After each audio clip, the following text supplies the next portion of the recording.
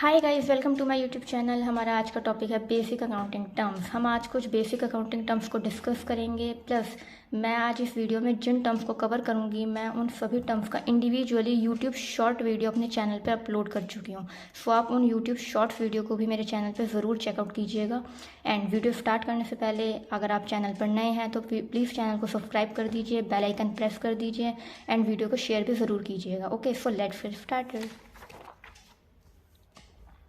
हमारा first accounting term है capital. Capital क्या होता है? कैपिटल मतलब ओनर अपने बिजनेस में जो भी कुछ इन्वेस्टमेंट करता है वो कैपिटल होती है। ठीक है, जो मतलब ओनर अपने बिजनेस में जो भी कुछ अमाउंट इन्वेस्ट करता है, अमाउंट मतलब कैश इन्वेस्ट करे, चाहे काइंड की फॉर्म में कुछ इन्वेस्ट करे, काइंड मतलब कैश से अलग कुछ एसेट इन्वेस्ट करना, गुड्स इन्वेस्ट करना, तो वो सब इन्वेस्टमेंट कैपिटल कहलाती है। ओके, मैं दोबारा रिपीट कर देती हूँ। कैपिटल मतलब ओनर अपने बिजनेस में जो भी कुछ इन्वेस्टमेंट करता है, जो भी कुछ लगाता है, निवेश करता है, वो कैपिटल होती है। अब क्यों इन्वेस्टमेंट करता है? क्योंकि बिजनेस चलाने के लिए इन्वेस्टमेंट करनी ज़रूरी है। बिना इन्वेस्टमेंट के बिजनेस नहीं चलता, तो बिजनेस रन करने के लिए इन्वेस्टमेंट करनी ज़रूरी है। एंड जो इन्वेस्टमेंट ओनर करता है अपने बिजनेस में वो कैपिटल होती है। ये कैश की फॉर्म में भी हो सकती है, काइंड की फॉर्म में भी हो सकती है। मैंने काइंड बता दिया। काइंड मतलब कैश से अलग इन्वेस्टमेंट करना, लाइक एसेट इन्वेस्ट कर दी, गुड्स इन्वेस्ट कर दिया। ओके, प्लस कैपिटल को हम दो और नामों से जानते हैं, दैट इज़ ओनर्स इक्विटी और नेटवर्थ। प्लस एग्जाम्पल लेते हैं। कैपिटल के एग्जाम्पल है कैश, फर्नीचर, स्टॉक एक्सेट्रा। अब हम एक एग्जाम्पल के थ्रू समझते हैं। लाइक ये मिस्टर एक्स हैं, ये ओनर हैं, इनका शूज़ का बिजनेस है ये। तो इन्होंने अपना शूज़ का बिजनेस स्टार्ट करने के लिए पहले एक जगह ली होगी जहाँ पर ये अपनी शॉप ओपन करेंगे। एक जगह, एक बिल्डिंग ली होगी। तो ये इन्होंने बिल्डिंग ली, सपोज ये बिल्डिंग है। प्लस इन्होंने शूज़ जो कि इनके बिज़नेस के लिए गुड्स हैं वो ख़रीद के अपने बिज़नेस में डाले, क्योंकि शूज़ का बिज़नेस है तो शूज़ इनके लिए गुड्स हो गए, तो इन्होंने शूज़ खरीदे अपने बिज़नेस में डाले। फर्नीचर बनवाया जहाँ पर ये अपने शूज़ को रखेंगे, अच्छे से रैक्स वगैरह बनवाए, अलमीराज बनवाए। ओके, कैश इन्वेस्ट करा। तो इन्होंने क्या क्या इन्वेस्टमेंट करी? बिल्डिंग, लैंड, मतलब बिल्डिंग खरीदी, शूज़ मतलब गुड्स इन्वेस्ट करे, फर्नीचर, कैश। तो ओनर ने अपने बिज़नेस में ये जो भी कुछ इन्वेस्टमेंट करी ये कैपिटल है। ओके, ओनर अपने बिजनेस में जो भी कुछ इन्वेस्ट करता है वो कैपिटल होती है। ओके, आई होप क्लियर हो गया होगा। अब हम नेक्स्ट अकाउंटिंग टर्म समझते हैं। हमारा नेक्स्ट टॉपिक है ड्राइंग्स। ड्राइंग्स क्या होता है? ओनर अपने बिजनेस से जो भी कुछ विड्रॉ करता है अपने पर्सनल यूज़ के लिए, वो ड्राइंग होती है। अभी हमने पढ़ा था कैपिटल जो इन्वेस्टमेंट करता है।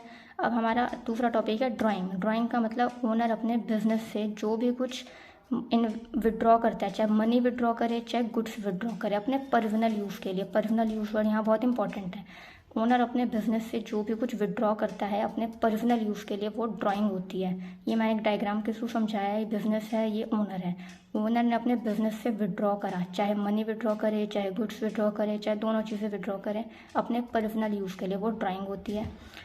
अब इसका हमें एक चीज़ ध्यान रखनी है, बहुत इंपॉर्टेंट पॉइंट है कि जो गुड्स विड्रॉ करे जाते हैं पर्सनल यूज़ के लिए, उनको हमेशा कॉस्ट प्राइस पर कैलकुलेशन करनी होती है। मतलब जैसे कि एक एग्जांपल लेते हैं, मिस्टर एक्स हैं, उनका साड़ियों का बिजनेस है, उनकी साड़ी की शॉप है।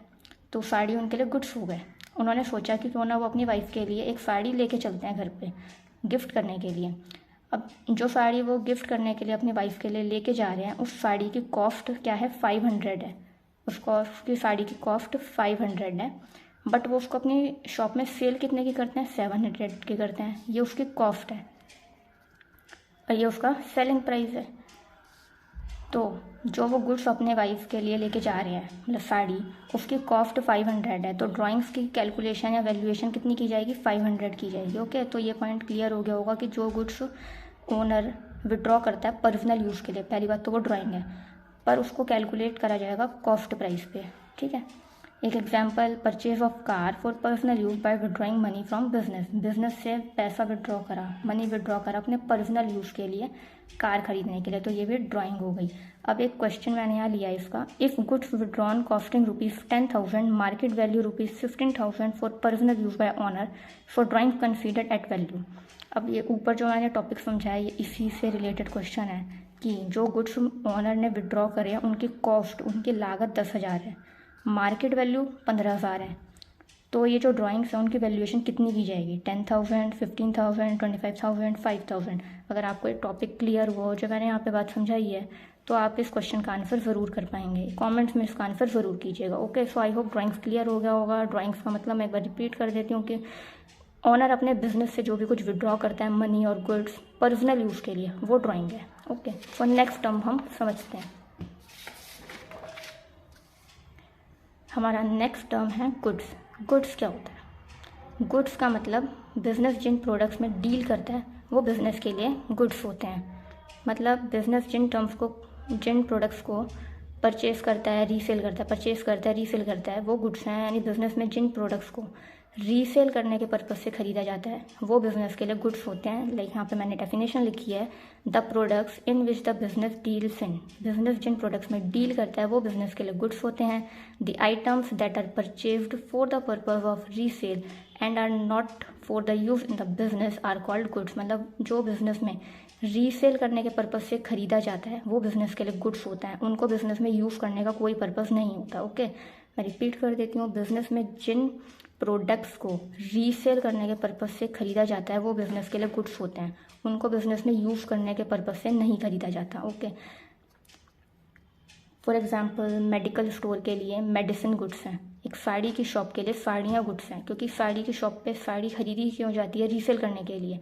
तो साड़ी की शॉप के लिए साड़ी गुड्स हैं। मेडिकल स्टोर पर मेडिसिन रीसेल करने के पर्पज से खरीदी जाती हैं, तो मेडिकल स्टोर के लिए मेडिसिन गुड्स हैं। ओके, अब यहाँ पर हमारे एक इम्पॉर्टेंट टॉपिक है कि नॉन मैन्युफैक्चरिंग यूनिट्स के लिए वो चीज़ गुड्स होंगी जो रीसेल करने के पर्पज से खरीदी जाती हैं। पर मैन्युफैक्चरिंग यूनिट्स मतलब जो सामान को बनाती हैं फिर बेचती है, तो उनके लिए वो रॉ मटेरियल जो खरीदती हैं फिनिश गुड्स को बनाने के लिए वो गुड्स हैं। मतलब मैन्युफैक्चरिंग यूनिट जो बना बनाया सामान नहीं खरीदती। मैन्युफैक्चरिंग यूनिट्स मतलब जो सामान को बनाती हैं फिर बेचती हैं, तो वो सामान को बनाने के लिए फिनिश गुड्स को बनाने के लिए जो रॉ मटेरियल परचेज करती हैं वो रॉ मटेरियल परचेज करना उनके लिए गुड्स है।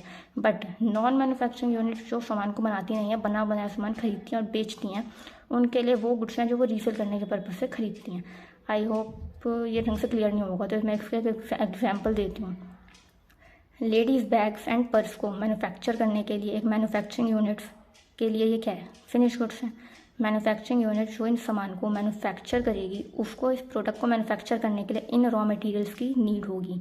क्या क्या raw material? Like cloth purchase करना होगा उसको, चेन परचेज करना होगा, thread, magnetic buttons, designer accessories और भी बहुत चीज़ हो सकते हैं एक्सेट्रा।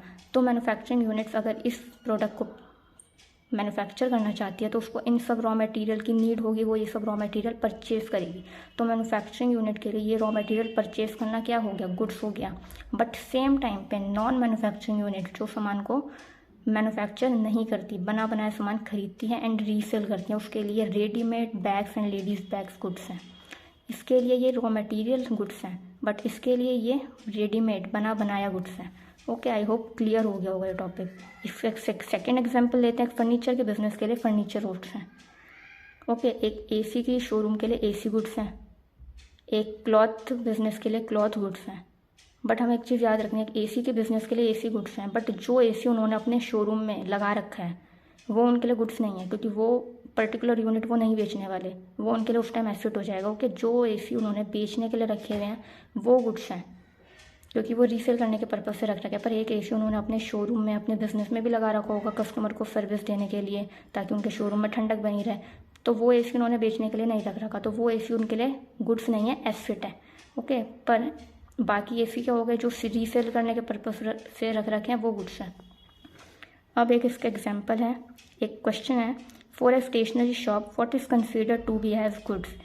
तो अगर आपको ये टॉपिक क्लियर हुआ होगा तो आप इसका क्वेश्चन ज़रूर कर पाएंगे और कमेंट्स में इसका आंसर ज़रूर कीजिएगा कि एक स्टेशनरी शॉप के लिए क्या चीज़ को हम गुड्स कंसीडर करेंगे? Furniture, books, medicine and clothes.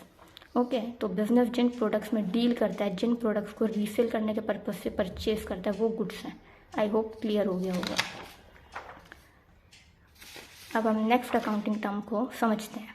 हमारा नेक्स्ट टर्म है purchase. So what is purchase?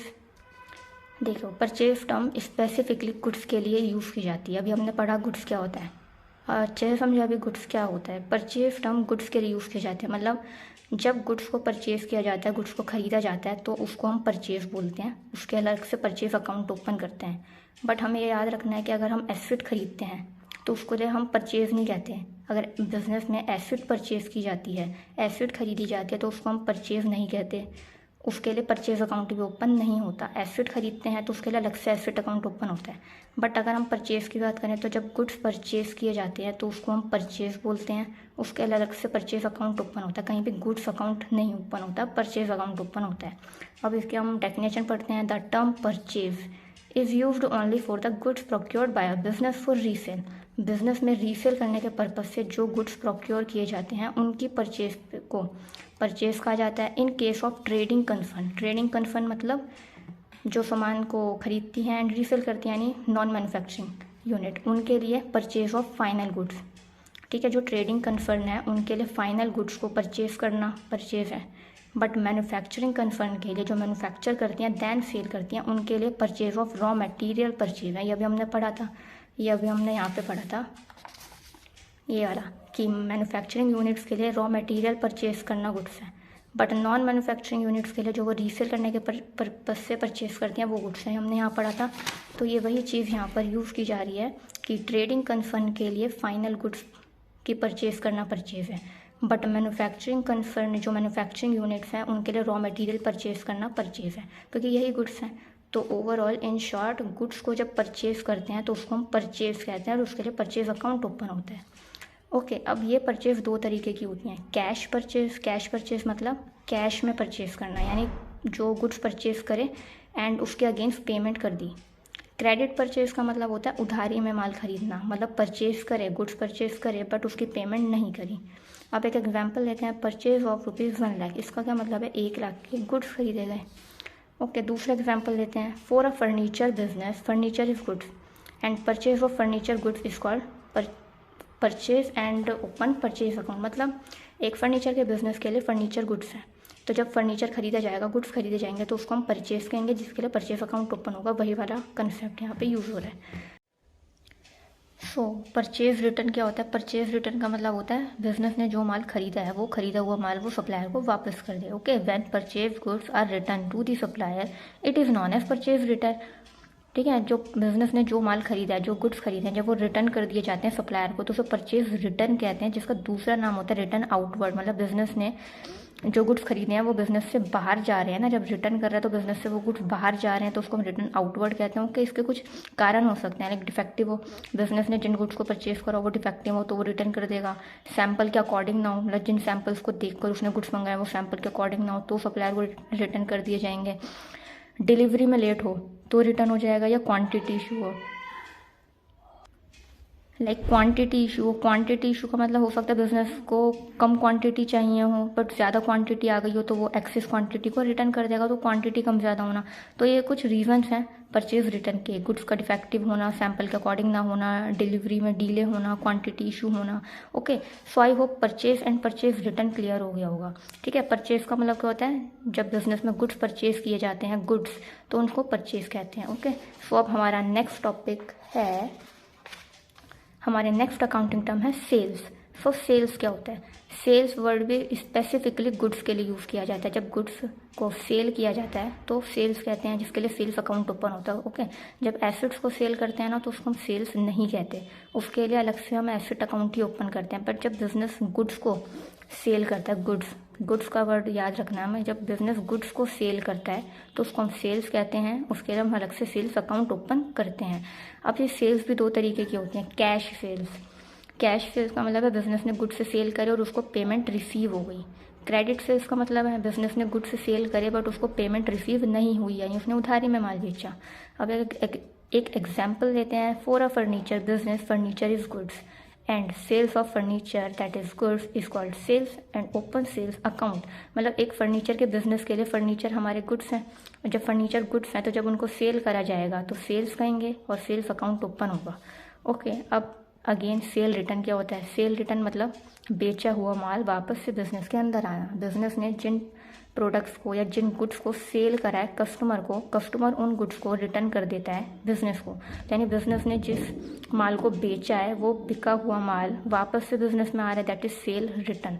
तो सेल रिटर्न की हमने यहाँ पे डेफिनेशन लिख रखी है, it means goods sent back by a customer to the seller. ठीक है, यानी जो गुड्स हैं वो वापस कर दिए जाते हैं कस्टमर के द्वारा by a customer to the seller, जिसका दूसरा नाम है रिटर्न इनवर्ड। ठीक है, क्योंकि बिजनेस ने जब गुड्स सेल करे होंगे तो वो बिजनेस से बाहर गए होंगे, लेकिन जब वो रिटर्न गुड्स वापस से बिजनेस में आएंगे तो वापस से अंदर आ रहे हैं ना बिजनेस के, इसलिए रिटर्न इनवर्ड। अब इसके भी कुछ कारण है, लाइक क्वांटिटी इशू होना हो सकता है, बिजनेस ने जो है ज़्यादा क्वांटिटी डिलीवर कर दी हो बट कस्टमर को कम क्वांटिटी की नीड हो, तो वही एक्सेस क्वांटिटी रिटर्न हो जाएगी। गुड्स डिफेक्टिव हो सकते हैं, डिलीवरी में डिले हो सकते हैं, तो वही रीजन है लाइक परचेज रिटर्न। अब इसके फॉर्मूलाज हैं, देखो टोटल सेल्स या ग्रॉस सेल्स का हमारा फॉर्मूला होता है cash sales plus credit sales. Okay, अब दूसरा फॉर्मूला है हमारा नेट सेल्स का, जो होता है सेल माइनस सेल रिटर्न। जब सेल में से सेल रिटर्न माइनस कर देते हैं तो नेट सेल्स आती हैं। ओके, सपोज 1000 यूनिट सेल करी लेकिन उसमें से 200 यूनिट्स जो है रिटर्न हो गई, तो जब 1000 यूनिट्स में से माइनस करेंगे 200 यूनिट्स जो कि सेल रिटर्न है, तो 800 यूनिट्स आएगा वो नेट सेल्स में। ओके, 1000 यूनिट बेची पर उसमें से 200 यूनिट वापस आ गई बिजनेस में, तो नेट यानी मतलब रियलिटी में जो नेट सेल्स है वो कितनी हुई 800, तो वो आ जाएगा।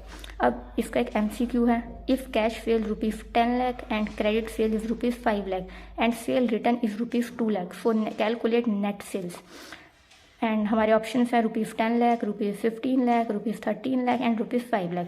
अगर आपको ये फॉर्मूला समझ आए होंगे जो मैंने अभी समझाया तो आप इस क्वेश्चन का आंसर ज़रूर कर पाएंगे, करिएगा ज़रूर इसका आंसर कमेंट्स में। Okay, so I hope sales clear हो गया होगा। सेल्स का मतलब जब गुड्स सेल होते हैं, जब गुड्स को सेल किया जाता है तो उसके लिए हम सेल्स वर्ड यूज़ करते हैं और सेल्स अकाउंट ओपन करते हैं।